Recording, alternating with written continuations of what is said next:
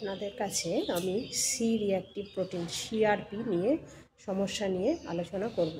CRP high হয়ে যাওয়াটা খুবই একটা মারাত্মক সমস্যা। সেক্ষেত্রে বলে রাখি 0.1 mg/dl সিআরপি হচ্ছে আমাদের শরীরের, সেটা হচ্ছে একটা নর্মাল রেঞ্জ। 0.1 to 1 mg/dl এটাও মোটামুটি নর্মাল, কিন্তু 1-এর ওপরে যখন উঠবে 1 থেকে 10 হচ্ছে মাইল্ড সমস্যা, সেক্ষেত্রে চিকিৎসার প্রয়োজন আছে। এবং 3 থেকে যখন 10-এর ওপরে যখন চলে যাবে সেটা হচ্ছে মডারেট, আর 50-র ওপরে চলে গেলে হচ্ছে তোমার সিভিয়ার সমস্যা 50 mg/dl। তো সেক্ষেত্রে সিআরপিটাকে কমানো খুব দরকার। সিআরপি যখন হাই হয়ে যাবে তখন দেখবেন রাতে ঘুম হবে না, ইনসোমনিয়া দেখা যাবে। রাতে যদি ঘুম না হয় দীর্ঘদিন, তাহলে সিআরপি হাই হবে আস্তে আস্তে। তারপর আপনার এক্ষেত্রে ওবেসিটির সমস্যায় সিআরপি হাই হতে পারে, থাকতে পারে। আর ব্লাড টেস্টটা এক্ষেত্রে জরুরি। কোনো ইনজিউরি থেকে হতে পারে, কোনো আঘাত হলো, অ্যাক্সিডেন্ট। আচ্ছা, এছাড়াও আপনার হচ্ছে যে কমন কোল্ড, মানে মারাত্মক ঠান্ডা লাগা, সেই ঠান্ডা লাগার জন্য সিআরপি হাই হতে পারে। ওবেসিটির কথা তো বললাম। আর হচ্ছে জিঞ্জিভাইটিস, মুখে ঘা, জিঞ্জিভাইটিস, মাড়িতে এই ঘা, এই সমস্ত থেকেও সিআরপি হাই থাকতে পারে। তো সুতরাং এক্ষেত্রে ব্লাড টেস্ট করাটা খুবই দরকার। আচ্ছা, ডিপ্রেশন থেকে তো সমস্ত রোগী হয়, দীর্ঘদিন ডিপ্রেশনের মধ্যে থাকলেও সিআরপি হাই হতে পারে। সেক্ষেত্রে একটা সিমটম হচ্ছে রাত্রে ঘুম না হওয়াটা একটা সিমটম, রাত্রে ঘুমটা হবে না। আর একটা হচ্ছে দেখবেন গা হাতে বেশ যন্ত্রণা হবে, পেন হবে, বা কোনো জায়গা কালো হয়ে যেতে পারে শরীরের কোনো অংশ। তো সেক্ষেত্রে হোমিওপ্যাথিতে একটি দুর্দান্ত চিকিৎসা আছে, ভালো খুব চিকিৎসা আছে। তবে ম্যান টু ম্যান হোমিওপ্যাথি চিকিৎসাটা ভ্যারি করে। সেক্ষেত্রে ভালো কোনো হোমিওপ্যাথির ডক্টরের সাথে যদি কনসাল্ট করে নেন, সেক্ষেত্রে চিকিৎসাটা আরও ভালো হবে এবং সম্পূর্ণ সেরে উঠবেন। তো এছাড়া আমি দুটো ওষুধের কথা বলবো, যেগুলো খেলে মোটামুটি কমে যাবে, কিন্তু অবশ্যই কোনো ডাক্তারের সাথে কনসাল্ট করে চিকিৎসাটা 6 থেকে 8 মাস বা প্রয়োজনে 1 বছর পর্যন্ত চালিয়ে যাবেন।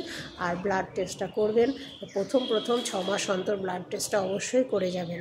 তারপর যেহেতু একবার সিআরপি হাই হয়েছিল, সেক্ষেত্রে অন্তত 6 মাস অন্তর একবার সিআরপি টেস্ট করে নেওয়াটা ভালো। নর্মাল থাকলেও সেটা একবার টেস্ট করে দেখে নেওয়া যে নর্মাল আছে কি না। তো ফার্স্ট দুটি ওষুধের কথা বলছি। একটি হচ্ছে ল্যাকেসিস 30 পোটেনসি, আপনারা ব্যবহার করতে পারেন সারাদিনে 2 বার, 7 থেকে 10 দিন। 200 পোটেনসি, তার পরবর্তী ক্ষেত্রে 200 পোটেনসি যদি ব্যবহার করেন, সেটা হচ্ছে একটা ডোজ 7 দিন অন্তর, একটা করে ডোজ, 1 চামচ জলে 2 ফোঁটা, একটা করে ডোজ 7 দিন অন্তর, মাসে 4টে ডোজ ব্যবহার করার পর আবার কিছুদিন অপেক্ষা করবেন। এবং দরকার পড়লে যদি খুব কারোর সিআরপি হাই থাকে, তাহলে 2 থেকে 3 মাস সপ্তাহে একটা করে ডোজ ব্যবহার করবেন 200।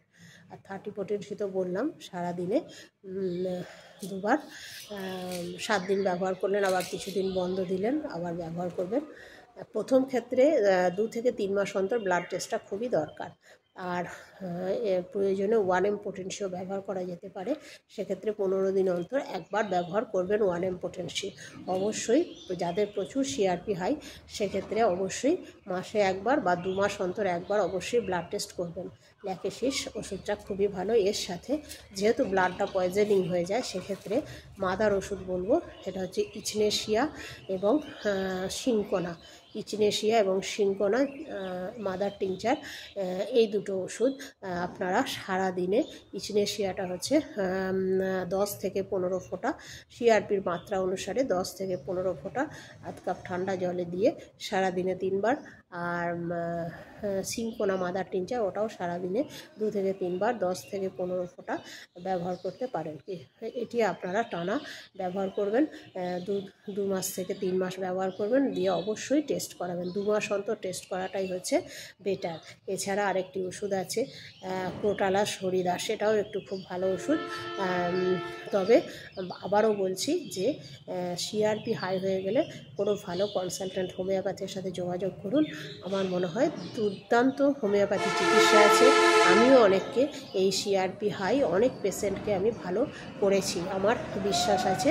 এবং হোমিওপ্যাথি একমাত্র দেখবেন সিআরপিটাকে খুব দ্রুত কমিয়ে দিতে পারবে এবং সম্পূর্ণ সুস্থ হয়ে যাবেন। সবাই ভালো থাকবেন। আগামী দিন আমি আর একটা ওষুধ নিয়ে আসবো।